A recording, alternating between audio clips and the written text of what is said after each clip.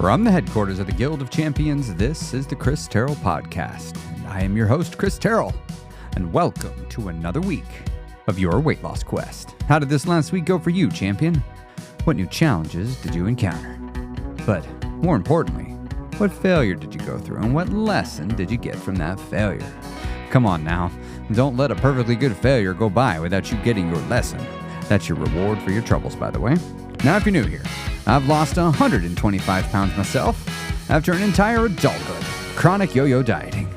Up, down again, before I finally got sick and tired of being sick and tired, and I made some permanent, meaningful, and actual changes to my lifestyle, habits, routines, environment, community, and to my system of belief. Because it's all those things that created the results of my life, and if I wanted to get new results, I was going to need to change those things. And now I'm here each week to help you get the same results in your life. That means if you want to get new results, you too are going to have to change your lifestyle, habits, routines, your environment, your community, and your belief systems. And it can take some time, and it can be challenging to do this. In fact, it's sometimes referred to as a journey. Now, I've gone on this journey many times in the past, as I imagine many of you listening either have, and you're thinking about starting, ramping up, going to the next level, or some of you listening, I know you're well into the journey. Maybe you're into the weight loss phase. You've made it to the marathon in the middle, or perhaps you've made it all the way to the side I'm on. You've lost all the weight, and now you're doing the big maintenance on the other side. But you want to know the number one reason that people don't lose all the weight and keep it off? Do you want to know the number one reason? Can I tell you what the number one reason is? Because if we can address the number one reason, well, you got a greater chance of hitting success, right? I mean, there are other reasons that people don't make it, but there is, in fact, a number one. And we should talk about what that number one reason is. Now, before I get to the number one reason, I want to quickly invite you to come join my free Facebook group. You can find a link to that by heading on over to christerrellcoaching.com, and you will find a link to it in the show notes of the podcast. Also, I am hosting my free annual 3-day webinar. This is a no-holds-barred program that I do. I do it every year. I'll tell you a bit more about it at the end of the podcast. But if you're just already like, Chris, sign me up. I don't need to hear anything. Just tell me where to go to sign up. I love your webinars. I want to come to another one. Head on over to whyistheway.me. That's whyistheway.me for a revolutionary 3-day workshop all about the weight loss journey itself. It'll completely change how you see the journey. Now, let's talk about the number one reason why people don't complete this journey, why people are not met with success. Do you know what it is? The number one reason is quitting. Quitting. That's it, right? I mean, you're probably hearing like, oh, well, duh. Yeah, I knew that. Quitting is the number one reason. But what is the number one reason why people quit? Now, the reasons vary. There is not one common reason that people quit. That is all, the most common. However, there is not one, but there are several that are very common, right? As a coach, someone that's worked with people for years and helped thousands of people lose weight, and I specialize in triple-digit weight loss, so we're talking like you're going to be doing this a while. I have had to learn how to help my clients not quit. But to do that, I, as a coach, had to become very adept at spotting the early signs that a person is about to quit before they are even consciously aware that they are moving towards quitting. And I thought today, for the episode, it might be enjoyable for you and beneficial for you, the listener. I know when I was on my journey, would have loved to have a podcast episode like what I'm about to give you, as I thought I would tell you about some of the most common reasons why people quit and some of these early warning signs. And maybe you could be on the lookout for them with yourself. Now, before I tell you the first reason, which I don't think there's a number one, but if I did, if you were like, hey, Chris, you absolutely got to pick a number one reason why people quit, this first one is the one I would give you. So we're just going to come out of the gate with the one that I think is the number one. But before I tell you, let me tell you a bit of something that surprised me when I got into coaching. You see, when I got into coaching, I was under the impression that I was going to spend most of my time giving people metaphorical kicks in the butt to keep going. I was going to be saying, oh, well, you should really do more. You should do more. I think you could do more. Don't get me wrong. There are plenty of clients, plenty of people I've worked with where the answer is, in fact, hey, I don't think you're doing enough and you could do more. Like you're holding yourself back, right? Those people are there. But what was shocking was the majority of the time I discovered I'm actually reining people back. Now, it's not in all phases of the journey. The weight loss journey has several distinct phases. I'll teach you about that in the workshop coming up, about all the phases of the journey. And especially the beginning, early phases of the journey, I discovered people are often doing too much, way too much, and they're burning themselves out. And that is what I think, again, I don't think there's one, but if I had to pick a number one reason, I would say it's burnout. It's burnout. Usually a person changes way too much, way too quickly, right? Oh no, I don't like that I'm this big. I don't like this problem and I want this fixed. When do I want it fixed? Now. I want it fixed right now. That's what I want to fix. So I'm going to go to bed and I'm going to wake up and I'm going to change up what I eat. I'm going to only eat healthy. I'm going to do intermittent fasting. I hear people talk about that all the time in the gym. Yeah, I got that membership to Planet Fitness. I ain't been there in a while. I think it's time to go there tomorrow for an hour. And you know what? I'm throwing out all the unhealthy food. Let me do it right now. Go in the cabinet, just pull out all the unhealthy food, throw it in the trash. Like, see, I'm done. Anyway, and the list goes on, right? And the person's like, oh, I was going to do more. I'm going to do more. And then what happens? They do it. And like, yeah, this is great. I feel good. New year, new me. I've transformed. I am a dieter. I'm successful. I'm going to get this done. And they just go all out. And then like 3 days into it, they're like, this is a lot of work and I ain't lost any weight yet. I mean, I lost a little weight, but not much weight. Now, I'm being a little dramatic here with the beginning part. People don't usually burn out in 3 days, the problematic burnout. Do people burn out in 3 days? Oh, hell yeah. You're going to see a bunch of them. Like here in the next few weeks, you're going to get all the new year, new me people. And which, again, there's nothing wrong with being a new year, new me people. Lord knows I've been that person. It's just you're going to see a lot of them. There's a higher than normal amount that are just going to burn out in like a week. They're not even going to make it a week and they're going to be done. I'm talking about people that made the commitment, they make it past several weeks, they probably even lose 10, 15, 20, 30 pounds, right? They burn out because they've changed enough that they can sustain it. But what happens is they just take themselves to maximum capacity, right? They've made so many changes, it's requiring so much conscious thought every single day that they're just burning themselves out mentally. I mean, let me give you an example. Remember how in the beginning of every episode I say you're a byproduct of your lifestyle, habits, routines, environment, community, belief systems. Well, let's talk about environment, for example.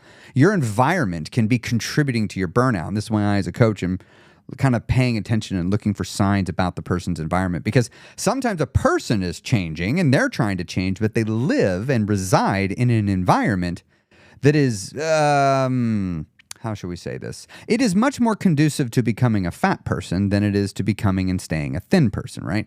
Maybe you have a bunch of other overeaters in your house, or maybe you have a lifestyle where your environment has no easy way of getting movement in. Maybe you live somewhere where you can't really walk, and so you pretty much have to drive everywhere. And so what happens is when for you to try to get less food and get more movement, you're every day having to make decisions. And decisions take energy. And so you're constantly getting decision fatigue, not on a micro level like in a given day, but you're getting decision fatigue over the course of weeks and months, right? Because your environment isn't helping you be successful. Your environment is hindering your success, and you're overpowering the environment hindering you with your conscious mind, which is fine. It's just hard to do that for years. And if you have a triple-digit weight loss journey in front of you, you're going to be doing it for years. So you're going to burn out more than likely. And this is what I'm looking for. Like, is a person shifting their environment so that their environment isn't creating a situation where they're going to burn themselves out? And this leads to another part, though. It's interesting, because you're having all these decisions that we need to make. And many of us discover that these decisions become very mentally taxing. Again, you've only got so much brain energy to go around. And so what do many of us do?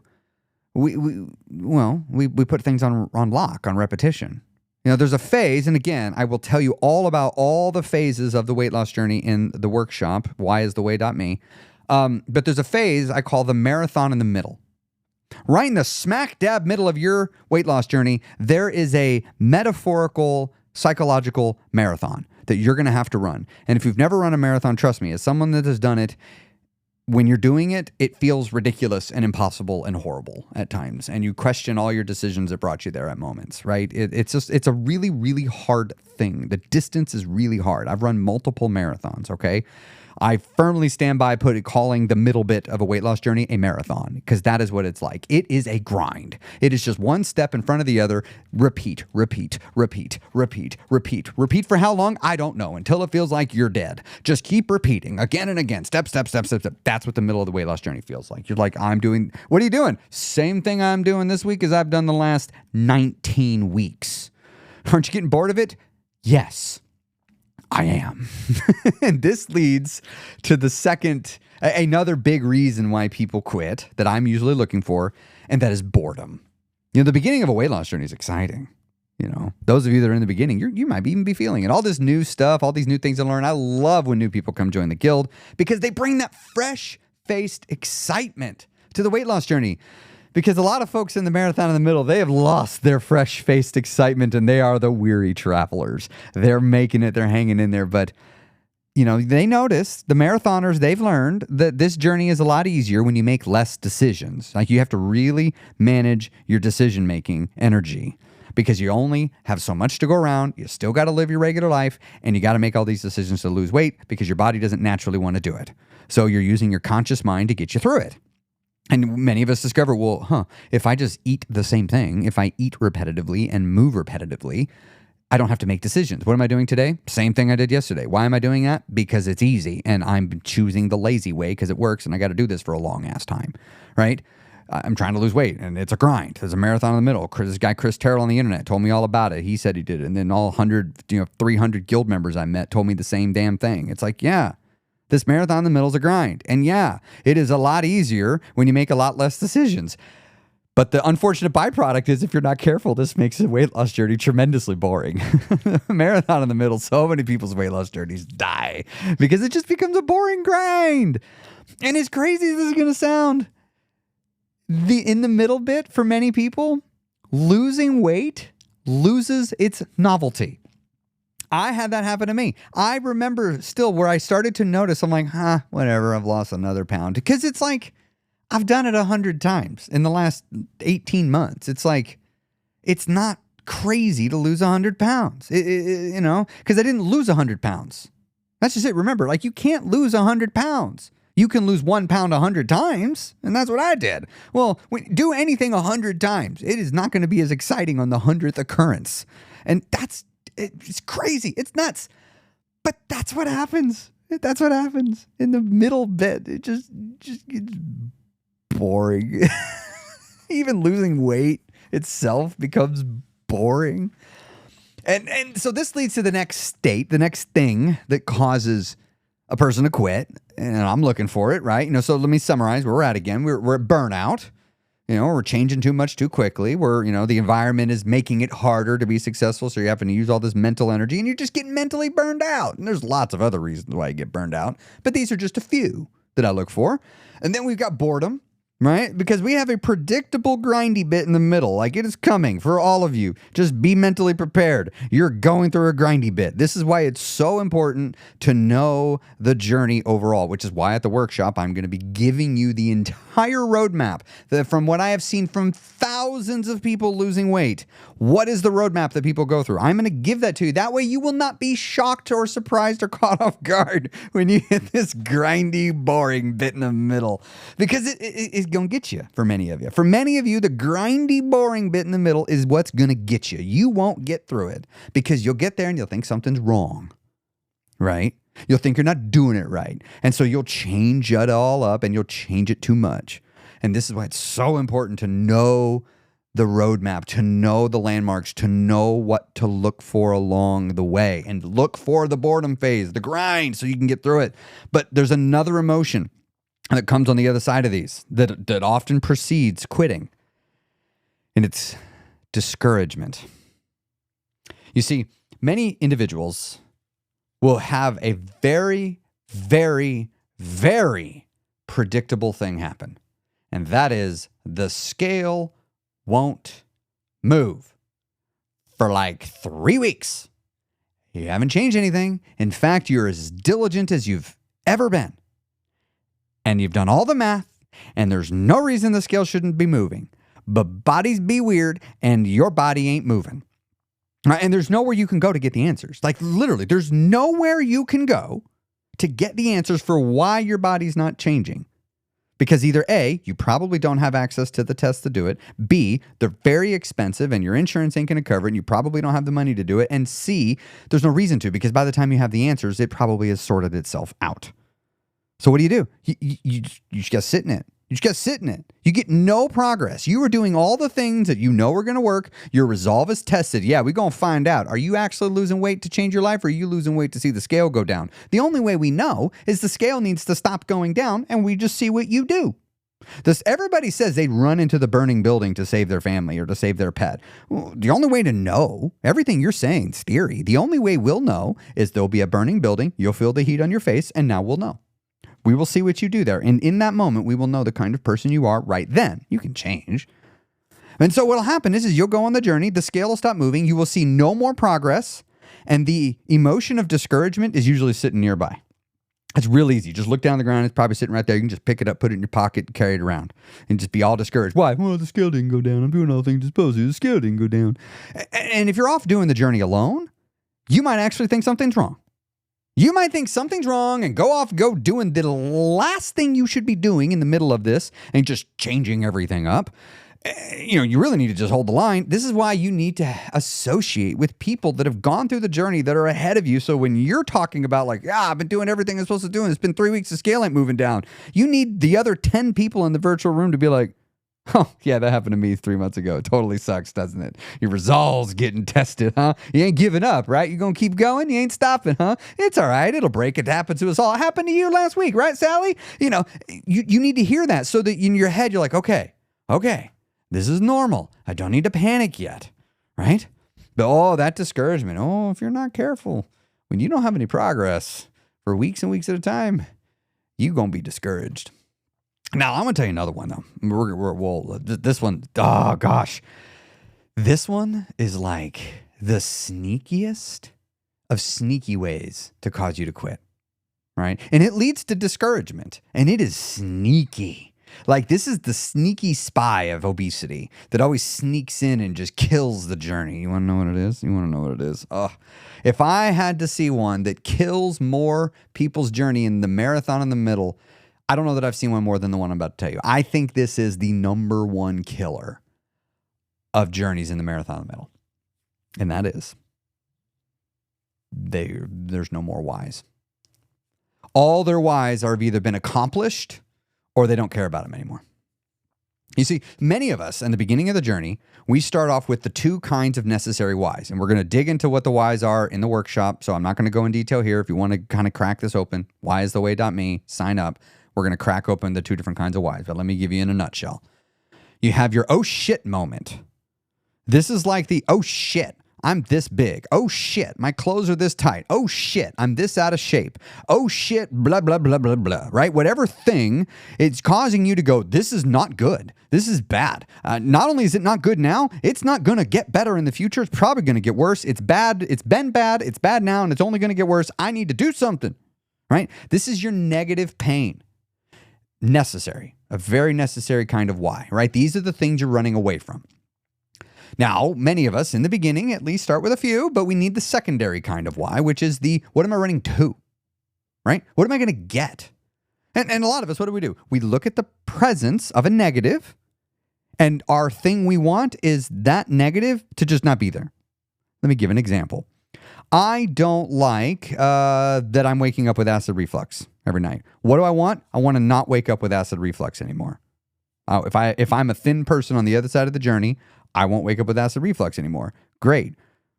Well, that why lost its power when about 3 months in, I basically stopped getting acid reflux and my ass was still fat. You see, all of a sudden, that positive why, that thing I was running towards, no longer motivated me. But you know the real kicker here? I'm also no longer waking up in the middle of the night from acid reflux. So I don't have any reason to keep going because where I'm at now is great. You see, that why has run its course. It's taken me as far as it's going to take me. And many folks at the beginning of a journey, they set whys thinking like, I just need this. And look, I did it too. This is why I know this stuff. But what happens is you achieve a lot of your whys way sooner than you can imagine. And a lot of the negative whys, the things you're running away from, you get away from them way sooner than you imagine. And some of the other ones of like, oh, I'd like to get off my statin. Sounds nice, but like when that's the only why that's left, the only negative thing is like, well, I'm taking this statin. And my doctor said if I lost some weight, I could probably come off it. But you're looking around, your clothes are fitting better. You've already gotten smaller clothes. You're already getting all the compliments of weight loss. You've been hitting the gym, so you're a little bit more, a little stronger, a little bit better endurance. So moving around the world a little easier. You started doing some core workouts, making your quality of life a lot better because working out your core makes life awesome.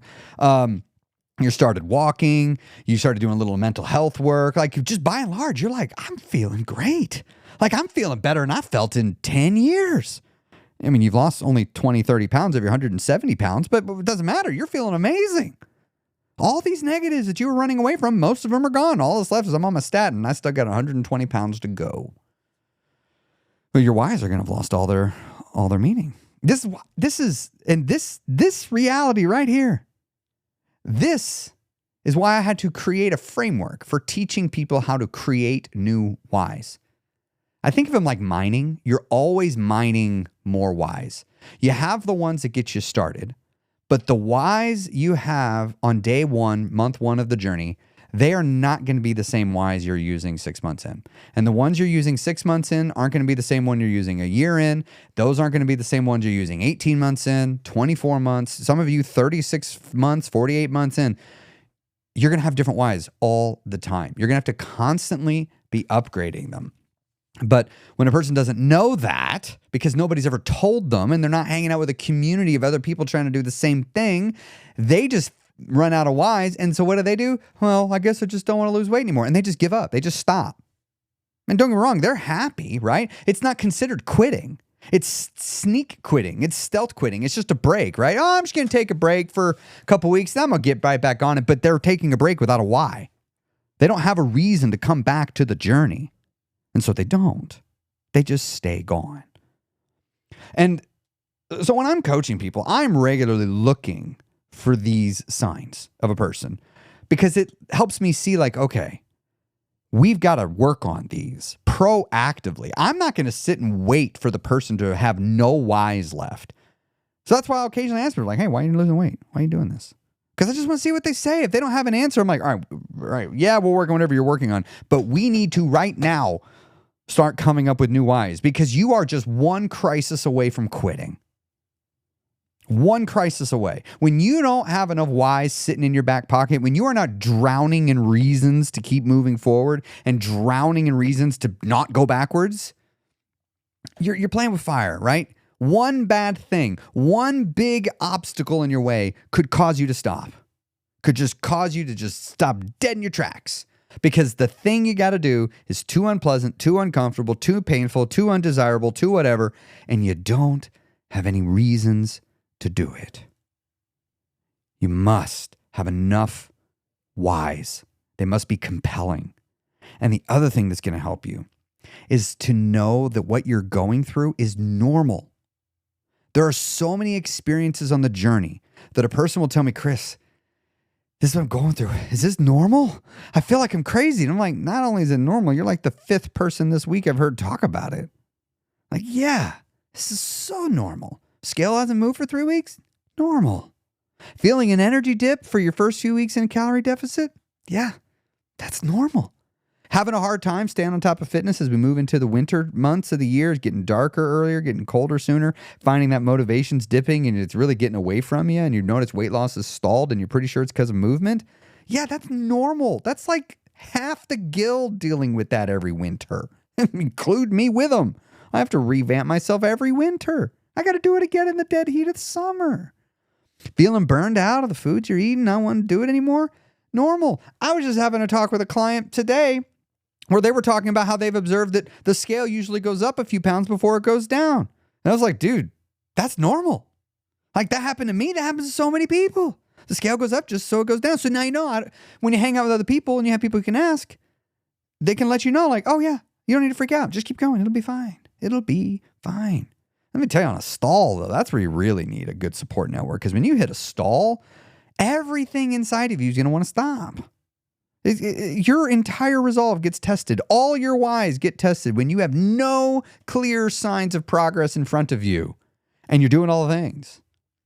And so this is why one of the things that can helpful is to look at your support network around you.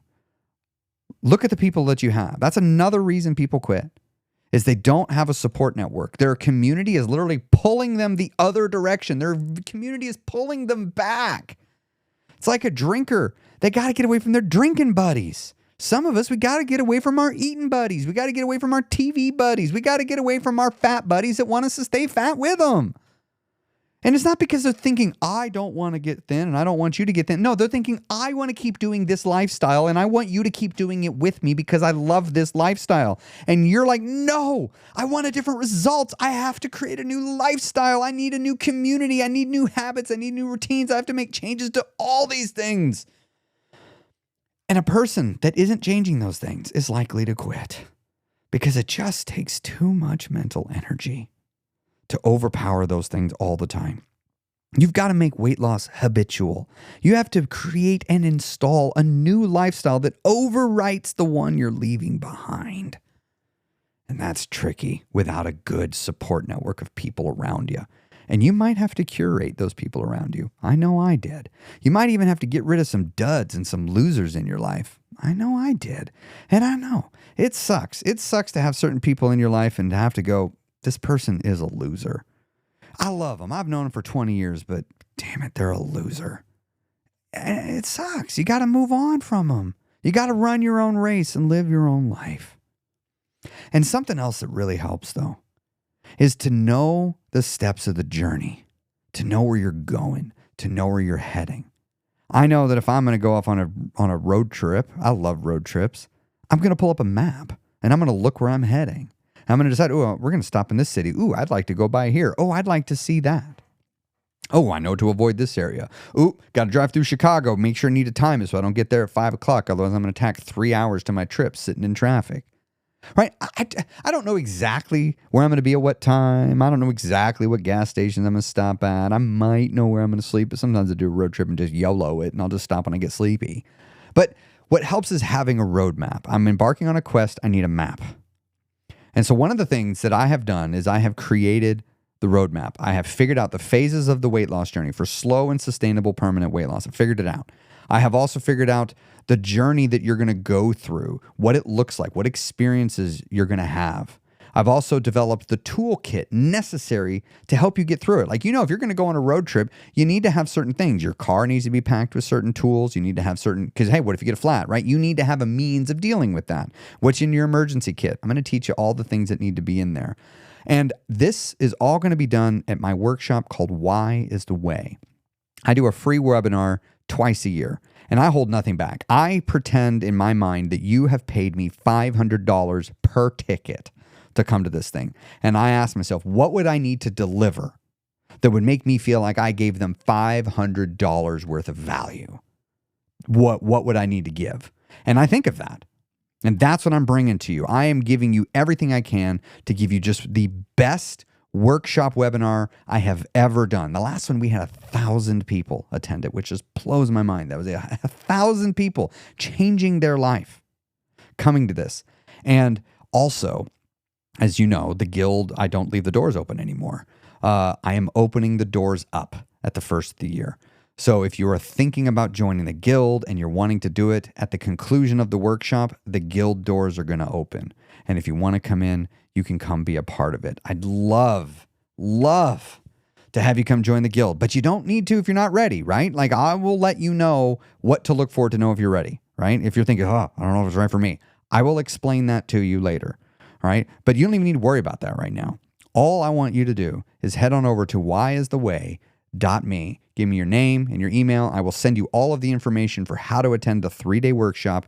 It is January 6th through the 8th from 6:30 p.m. to 8 p.m. Central Standard Time. It's going to be done on Zoom, not with the webinar feature. I like to see your faces. I want you to see each other's faces. I want you to feel the energy of being on a Zoom call with hundreds and hundreds and hundreds and hundreds of people, all passionate about transforming their life and getting to the body and life of their dreams.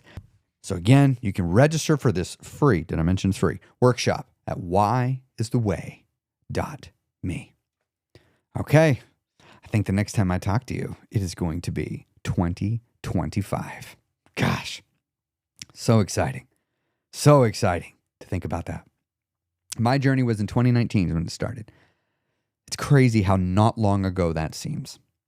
And I know some of you right now, you're on the starting line of the journey. And you're staring up at this mountain, and it feels like it's going to take forever. Some of you right now, you're in that marathon in the middle. Hang in there. I promise. It's not as long as it feels like. When you're in the thick of it, when you're in the grind, I know it feels like it's taken a while. But just keep going, champion. Don't stop. Don't stop. 1 foot in front of the other. 1 foot in front of the other. You just keep going until you're done. When you're done, you just take a break. You can get out of journey mode. You can enjoy yourself. The maintenance side, it does transform. It's awesome. It's great. Oh, by the way, I'm starting my maintenance program in the guild starting in January. What? Maintenance program? What? Yeah, I got one of those. Anyway, tell you more about that some other time. But the maintenance side gets way better, all right? But get through this weight loss phase. Don't give up. It's worth it. I promise. All right. See you next year.